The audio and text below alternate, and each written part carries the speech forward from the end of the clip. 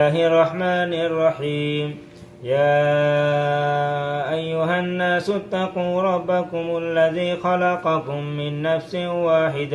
واحدة وخلق منها زوجها وبث منهما رجالا كثيرا ونساء واتقوا الله الذي تساءلون به والأرحام إن الله كان عليكم رقيبا. وآتوا اليتامى أموالهم ولا تتبدلوا الخبيث بالطيب ولا تأكلوا أموالهم إلى أموالكم إنه كان حوبا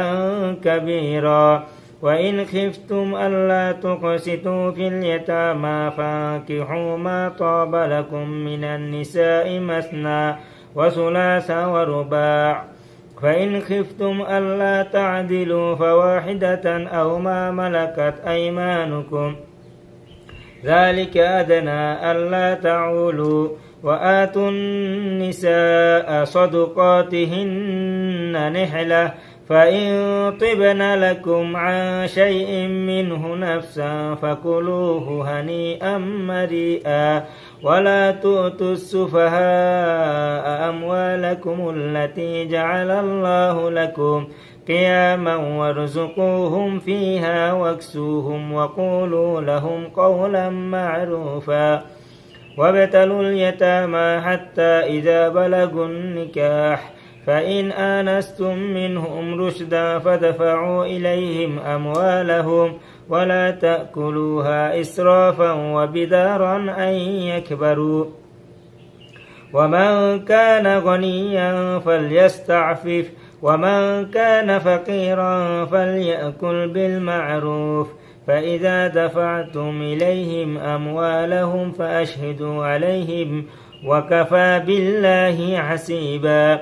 للرجال نصيب مما ترك الوالدان والأقربون وللنساء نصيب مما ترك الوالدان والأقربون مما قل منه أو كثر نصيبا مفروضا. وإذا حضر القسمة أولو القربى واليتامى والمساكين فارزقوهم منه وقولوا لهم قولا معروفا.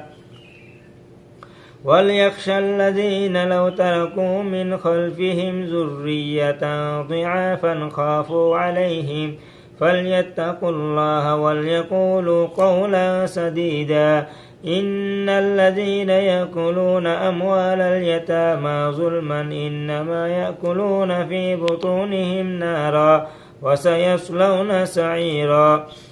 يوصيكم الله في أولادكم للذكر مثل حظ الأنثيين فإن كن نساء فوق اثنتين فلهن ثلثا ما ترك وإن كانت واحدة فلها النصف ولأبويه لكل واحد منهما السدس مما ترك إن كان له ولد. فإن لم يكن له ولد وورثه أبواه فلأمه الثلث فإن كان له إخوة فلأمه السدس من بعد وصية يوصي بها أو دين. آباؤكم وأبناؤكم لا تدرون أيهم أقرب لكم نفعا فريضة من الله إن الله كان عليما حكيما. ولكم نصف ما ترك أزواجكم إن لم يكن لهن ولد فإن كان لهن ولد فلكم الربع مما تركن من بعد وصية يوصين بها أو دين. ولهن الربع مما تركتم إن لم يكن لكم ولد فإن كان لكم ولد فلهن الثمن مما تركتم من بعد وصية توصون بها أو دين. وإن كان رجل يورث كلالة أو امرأة وله أخ أو أخت فلكل واحد منهما السدس فإن كانوا أكثر من ذلك فهم شركاء في الثلث من بعد وصية يوصى بها أو دين غير مضار وصية من الله والله عليم حليم. تلك حدود الله ومن يطع الله ورسوله يدخله جنات تجري من تحتها الأنهار خالدين فيها وذلك الفوز العظيم ومن يعص الله ورسوله ويتعدى حدوده يدخله نارا خالدا فيها وله عذاب مهين والتي يأتين الفاحشة من نسائكم فاستشهدوا عليهن 4 منكم فإن شهدوا فأمسكوهن في البيوت حتى يتوفاهن الموت أو يجعل الله لهن سبيلا واللذان يأتيانها منكم فآذوهما فإن تابا وأصلحا فأعرضوا عنهما إن الله كان توابا رحيما إنما التوبة على الله للذين يعملون السوء بجهالة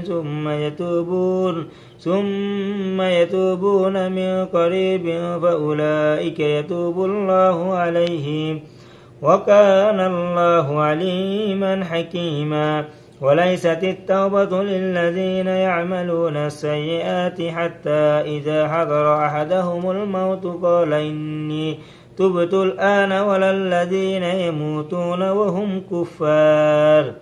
أولئك أعتدنا لهم عذابا أليما يا أيها الذين آمنوا لا يحل لكم أن ترثوا النساء كرها ولا تعدلوهن لتذهبوا ببعض ما آتيتموهن إلا أن يأتين بفاحشة مبينة وعاشروهن بالمعروف فإن كرهتموهن فعسى أن تكرهوا شيئا ويجعل الله فيه خيرا كثيرا إن أردتم أن تستبدلوا وإن أردتم أستبدل زوج مكان زوج وآتيتم إحداهن قنطارا فلا تأخذوا منه شيئا أتأخذونه بهتانا وإثما مبينا وكيف تأخذونه وقد أفضى بعضكم إلى بعض وأخذن منكم ميثاقا غليظا ولا تنكحوا ما نكح آباءكم من النساء إلا ما قد سلف إنه كان فاحشة ومقتا وساء سبيلا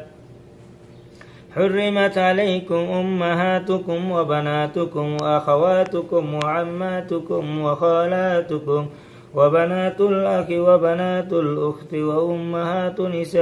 وأمهاتكم اللاتي أرضعنكم وأخواتكم من الرضاعة وأمهات نسائكم وربائبكم اللاتي في حجوركم من نسائكم اللاتي دخلتم بهن فإن لم تكونوا دخلتم بهن فلا جناح عليكم وحلائل أبنائكم الذين من أصلابكم وأن تجمعوا بين الأختين إلا ما قد سلف إن الله كان غفورا رحيما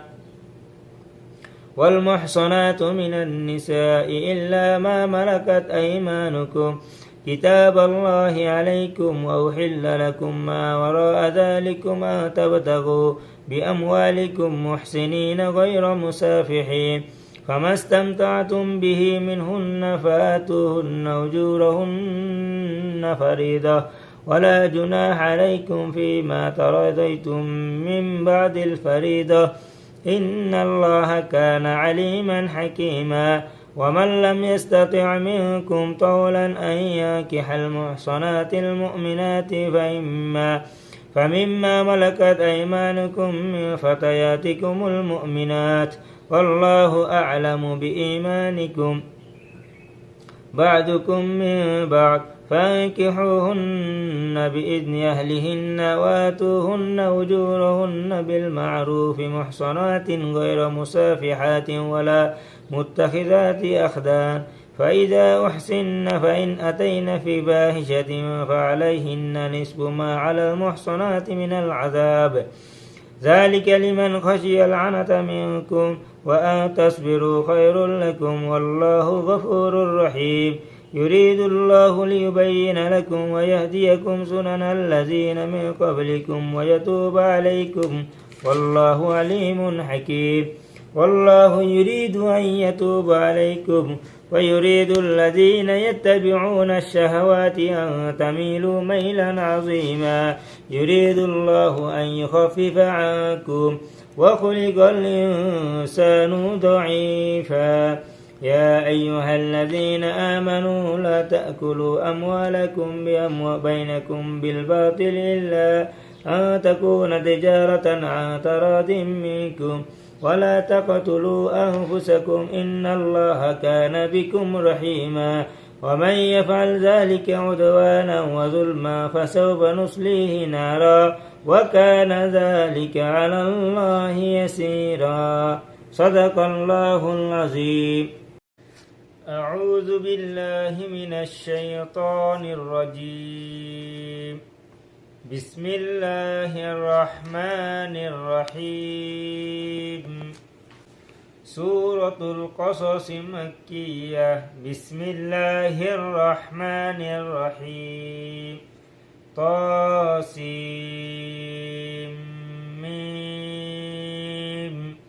تلك آيات الكتاب المبين نتلو عليك من نبأ موسى وفرعون بالحق لقوم يؤمنون إن فرعون علا في الأرض وجعل أهلها شيعا يستضعف طائفة منهم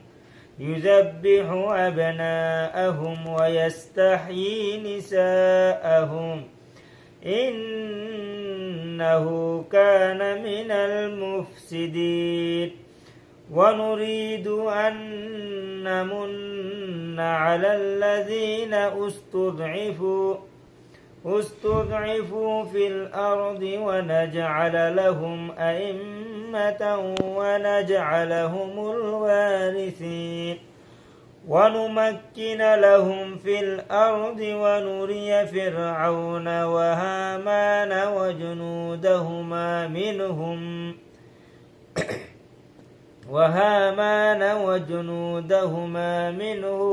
ما كانوا يحذرون وأوحينا إلى أم موسى أن أرضعيه فإذا خفت عليه فألقيه في اليم ولا تخافي ولا تحزني إنا رادوه إليك وجاعلوه من المرسلين فالتقطه آل فرعون ليكون لهم عدوا وحزنا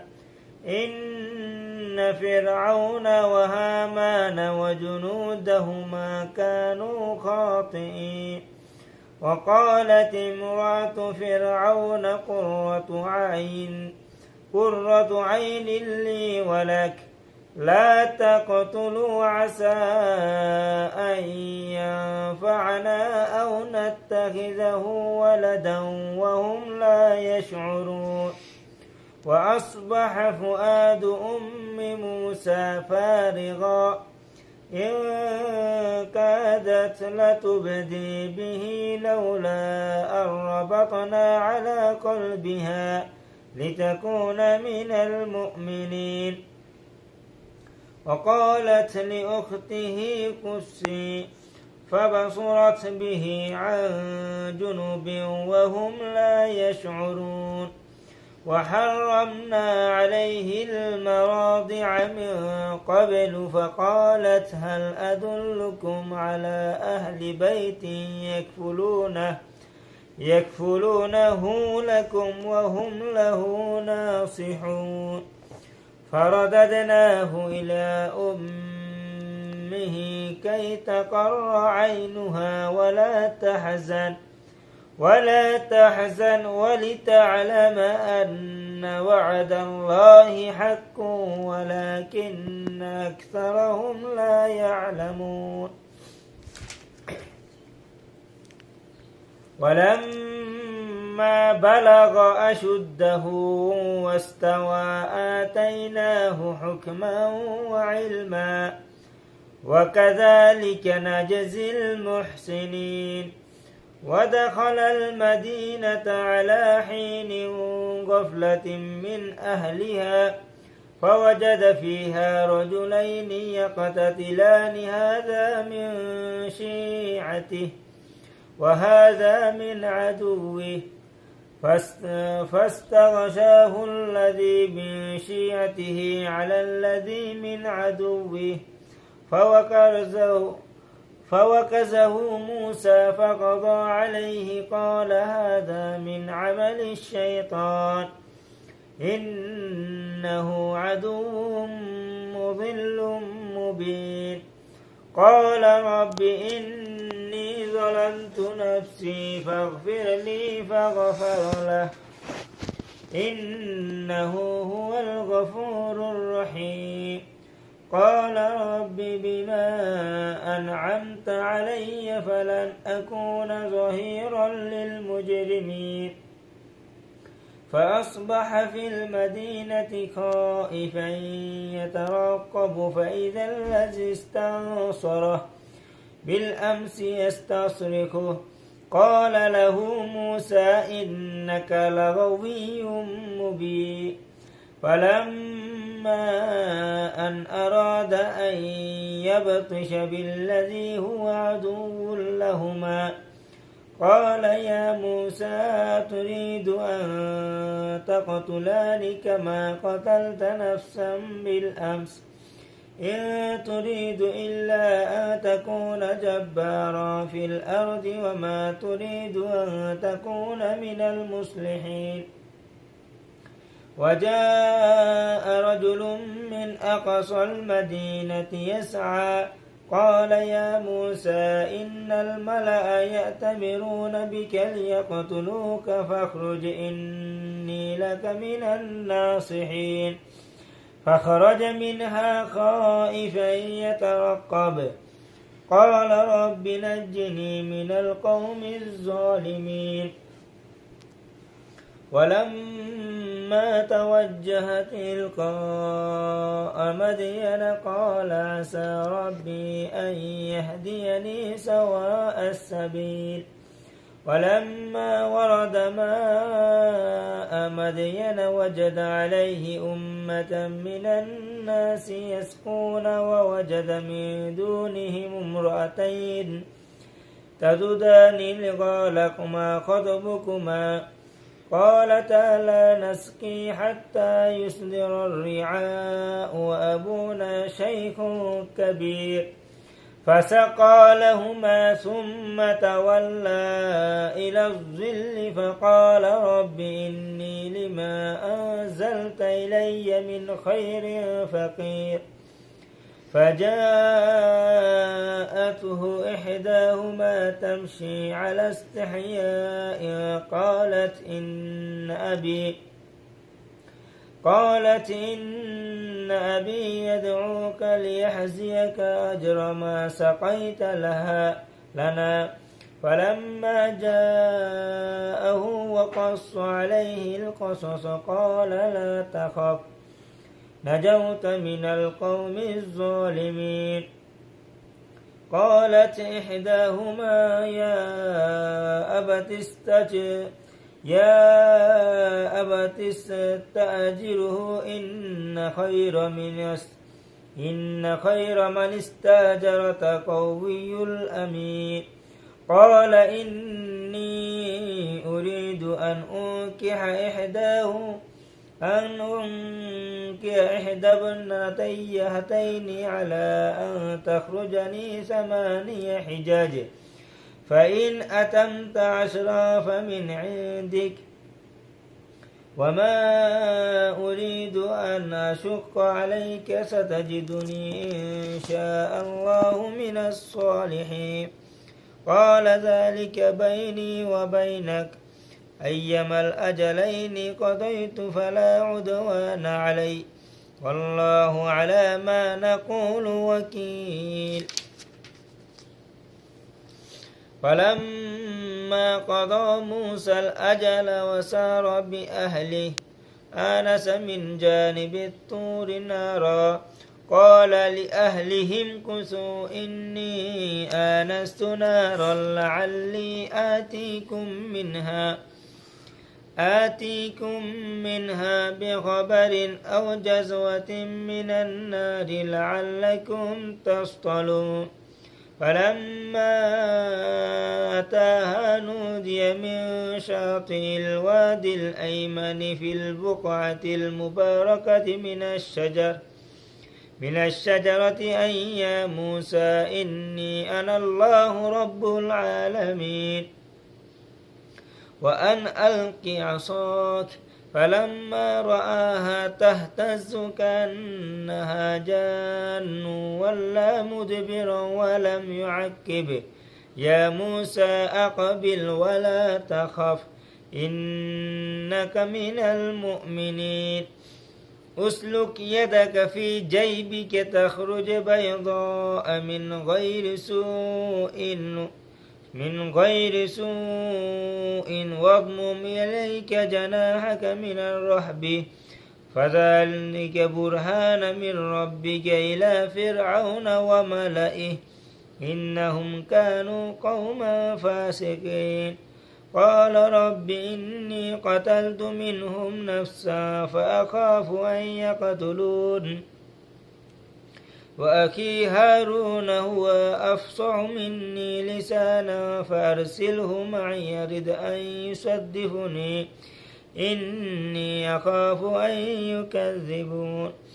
قال سنشد عدك بأخيك ونجعل لكما سلطانا فلا يصلون إليكما بآياتنا